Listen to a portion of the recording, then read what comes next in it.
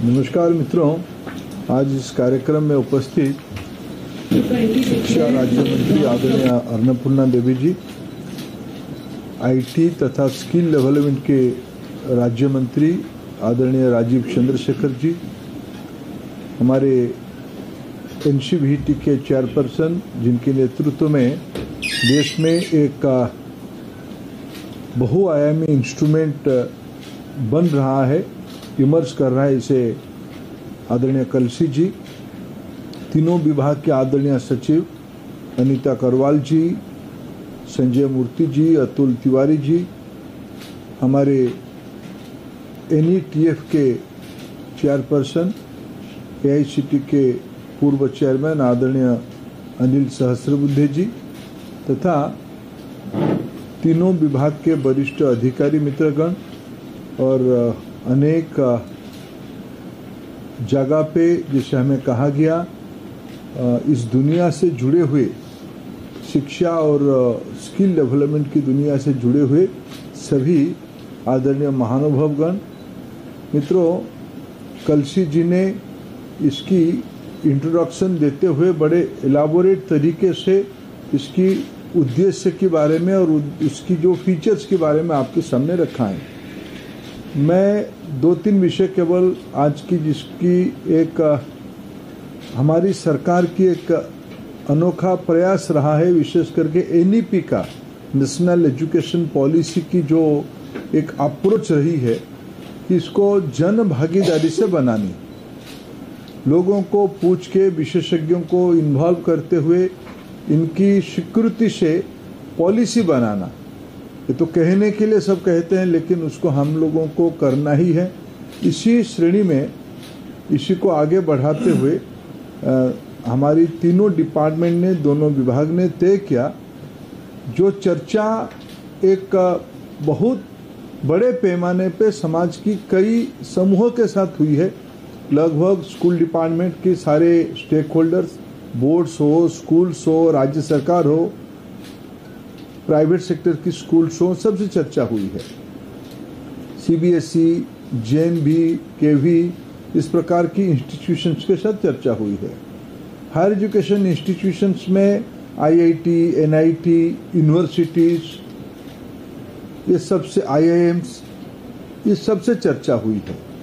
Skill ministry के अंतर्गत जितने सारे ITI, skill centres, sector skill councils, industry, AICT, NCERT, NCVT तो उसको लीड ही कर रहा है, ऐसे सभी लोगों से एक का व्यापक चर्चा हुए।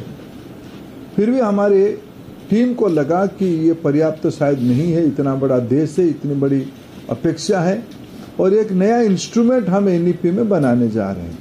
इसको और चर्चा में लाने के लिए, इसमें और सुझाव लाने के लिए और उसमें से कुछ सुधार से संशोधन भी आवश्यकता हो तो तब भी उस ओपन माइंड में आज हमने इसको 1 महीने के लिए, यानी लगभग 30 नवंबर तक, यानी सही महीने में कहे तो 40 दिन तक, आने वाले 40-42 दिन तक उसको जन परामर्श के लिए, पब्लिक कंसल्टेंसी के लिए पब्लिक डोमेन में होस्ट किया जाएगा। इसी क्षण में हमारे तीनों डिपार्टमेंट की, ministry of education and ministry of skill development and entrepreneurship की, मिनिस्ट्री की ऑफिशियल जो मिनिस्ट्री की पोर्टल है, तथा मैं अपील करता हूं हमारे सारे इंस्टीट्यूशंस, हमारे सारे स्कूल्स जिनकी वेबसाइट है, हमारे सारे आईटीआई, सारे पॉलिटेक्निक, सारे एआईसीटी एफिलिएटेड इंजीनियरिंग कॉलेज, सारे central funded institutions, state government की यूजीसी के माध्यम से सारे यूनिवर्सिटी कॉलेजेस, सारे हमारी administrative authority, regulatory authority, up to mygov.in की पोर्टल में इसको होस्ट किया जाएगा। इसमें हम एक डिबेट चाहते हैं, इसमें एक वितर्क हम चाहते हैं कि भाई इसमें से और क्या बढ़िया किया जा सकता है। कलसी जी ने उसको बहुत सही तरीके से उसको वर्णन किया है मैं अगर इसकी 1-2-3 शब्दों में उसको एंड करूं, ये एक नेक्स्ट जनरेशन ग्लोबल इंस्ट्रूमेंट हमने बना रहे हैं। शायद दुनिया में जिस देश में स्टूडेंट की संख्या 300 मिलियन है, यानी 30 crore, schools and higher education के आज की स्टूडेंट को नंबर को अगर हम मिलाएं तो ये 30 करोड़ है। उस एज ग्रुप में, यानी 3 से 23 की एज ग्रुप में, जहाँ स्टूडेंट की एज ग्रुप है, उसमें लगभग 52 करोड़ यानी 520 मिलियन स्टूडेंट यूथ है। ये तो एक वर्ग है।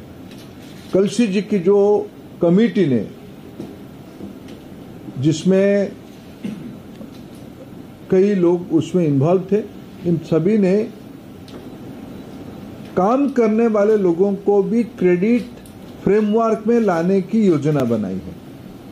दुनिया में औद्योगिक क्रांति 4.0 के उपरांत भारत जिस ढंग से टेक्नोलॉजी को अपना रहा है, यानी भारत की नागरिक अपना रहे हैं, भारत की सरकार की पॉलिसी फ्रेमवर्क बनते जा रहा है, उसमें काम करने वाले लगभग जो 50-55 करोड़ लोग हैं, 50-55 करोड़ विद्यार्थी और युवा, और उसमें से 50-55 करोड़ कामकाज करने वाले लोग, यानी एक प्रकार से अप टू 1659, थोड़ा 5-7 करोड़ उसमें ओवरलैपिंग की है, क्योंकि कुछ बच्चे वर्कफोर्स में आ गए लेकिन पढ़ाई के एज ग्रुप में है। इफेक्टिवली भारत की पूरे आबादी को क्रेडिट की आवश्यकता है। भारत की पूरा आबादी को इस क्रेडिट, मैं मानता हूं दुनिया में भारत पहला देश होगा जो इतने बड़े पॉपुलेशन को, यानी 70-75 करोड़ आबादी की 10% लोगों को स्किल, रिस्किल, अपस्किल और उसकी एक्रीडेशन करने की इंस्ट्रूमेंट हम बनाने जा रहे हैं। ये दुनिया की एक सही मायने में अनोखा इंस्ट्रूमेंट हम बनाएंगे, जिसमें ज्ञान और अनुभव, राष्ट्रीय शिक्षा नीति की एक बहुत बड़ा रिकमेंडेशन था, नॉलेज ऑन स्किल्स, ये दोनों की अकाउंटिंग इकट्ठा हो। क्रेडिट हमारे देश में एकदम अचानक नया विषय नहीं है। हायर एजुकेशन में बहुत सारे इंस्टीट्यूशंस, आईआईटी जैसे क्रेडिट देते थे, लेकिन क्रेडिट अब तक एलिट था, संभ्रांत था, संपन्न लोगों की था, बुद्धिमान बुद्धिमानों की था। लेकिन क्रेडिट अभी गांव में खेत में काम करने वाला 6 क्लास की पढ़ा हुआ लड़के को भी अपने अनुभव से क्रेडिट मिलेगा। उसकी एक्रीडेशन व्यवस्था होगा, उसकी इवैल्यूएशन व्यवस्था होगी। उस क्रेडिट को ऑन करते हुए वो 4 साल के बाद एक मिनिमम क्वालिफिकेशन कॉम्पिटेंसी लेवल को पास करके NIOS के माध्यम से 10वीं की परीक्षा दे सकता है। उसकी अनुभव, उसकी नॉलेज लेवल, कॉम्पिटेंसी असेसमेंट और NIOS में ज्वाइन करके परीक्षा, फिर 2 साल काम करेगा। परिवार की आवश्यकता रहेगी। बहन की शादी के बाद फिर कहेगा कि मैं पॉलिटेक्निक पढ़ना चाहता हूं। फिर पॉलिटेक्निक में पढ़ते हुए डिग्री और उस समय में हैंड्स ऑन की जो अनुभव होगी उसमें से उसको क्रेडिट ऑन करेगा। फिर डिप्लोमा पास करके 4-5 साल 8 साल काम करेगा, शादी भी तब तक हो जाएगा। उस समय में उसको लगेगा नहीं, मैं तो डिग्री कर देना चाहिए। फिर एट द एज ऑफ 29 वो डिग्री भी पूरा करेगा, तब भी क्रेडिट ऑन करेगा, डिग्री ऑन करेगा। फिर उसके बाद वो धीरे धीरे उस कॉर्पोरेशन की बोर्ड भी तक जा सकता है। यही है इनोवेटिव क्रेडिट मैकेनिज्म की कंट्रीब्यूशन होगा। ये सब कल्पना जो था आज धीरे धीरे सभी लोगों के प्रयास से जमीन पे उतरते दिख रहा है।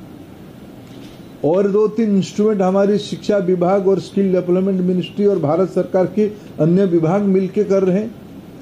आधार भारत में मजबूती से लागू हो गया है, स्वास्थ्य विभाग उसको लागू कर रहा है, कृषि विभाग उसको लागू कर रहा है।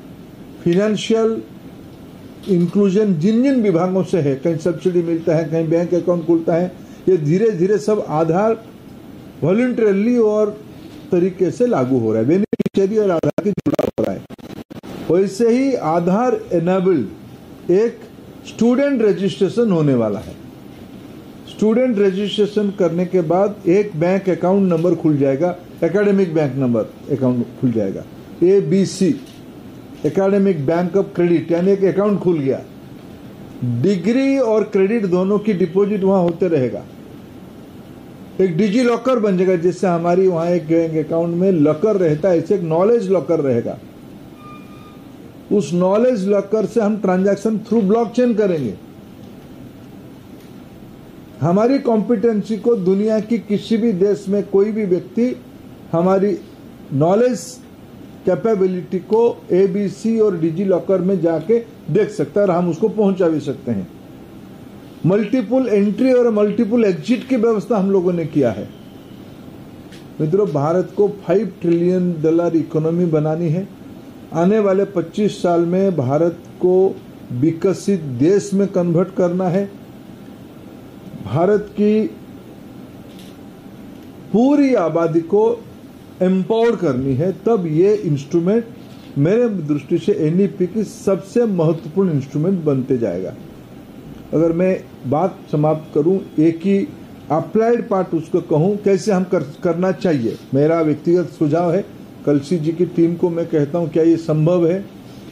हमारे देश में आज़ादी जब हमको मिली 1947 में, जिसकी हम 75 साल पूरा कर रहे हैं, तब देश की आबादी की 75-80% लोग इलिटरेट थे और इलिटरेसी की संख्या एब्सोल्यूट नंबर में लगभग 25 करोड़ था, 250 मिलियंस था।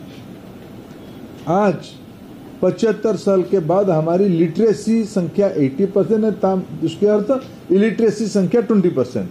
उस 20% भी लगभग 25 करोड़ प्लस है। 47 में भी 25 करोड़ लोग इलिटरेट थे।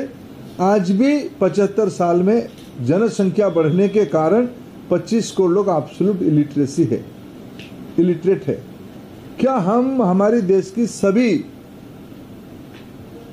6+ जितने स्टूडेंट हैं, 6 क्लास से ऊपर जो हायर एजुकेशन की स्टूडेंट है, जिनकी संख्या लगभग 25 करोड़ होगा, क्या इन सभी बच्चों को हम एक इंसेंटिव दे?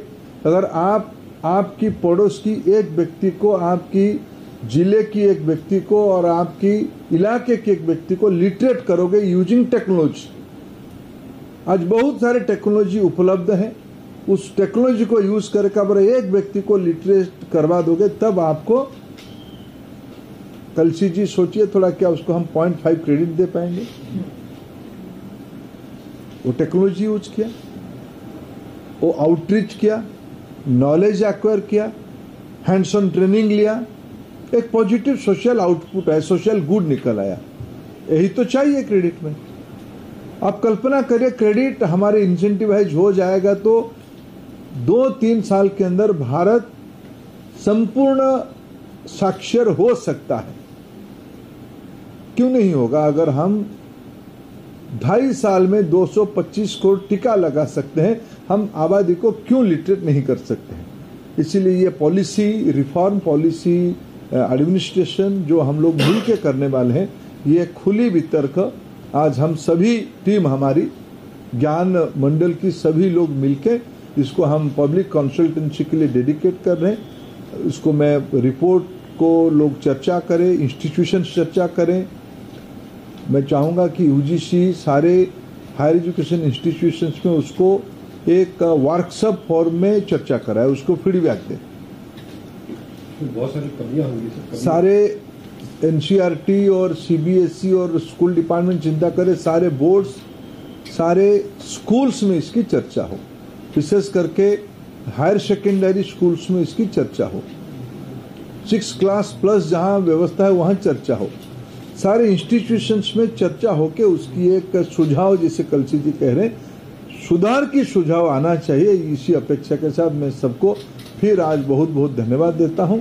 आज एक महत्वपूर्ण दिन है हमारे देश के लिए आज माननीय प्रधानमंत्री जी ने गुजरात में स्कूली शिक्षा विभाग की एक प्रयोग को उन्होंने आज वहाँ शोकेसिंग किया है, विद्या समीक्षा केंद्र की उन्होंने उल्लेख किया है।